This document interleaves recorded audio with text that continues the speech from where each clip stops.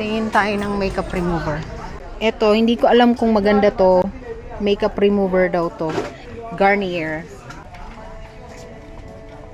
Try din ako ng L'Oreal liquid blush. Liquid blush. Yan.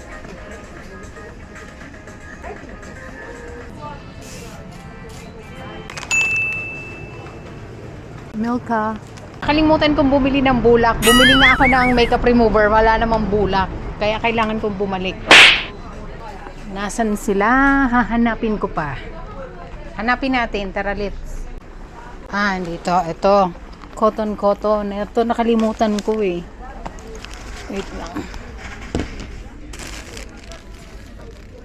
9.90. Makeup removal pad. Pauwi na ako. Bali, yun.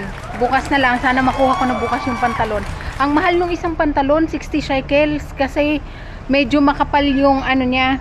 Makapal yung distansya. Basta, yung isa, 60 shekels. Tapos yung dalawa, 40 shekels each. O diba, ang mahal magpa-altered ng pantalon dito sa Israel.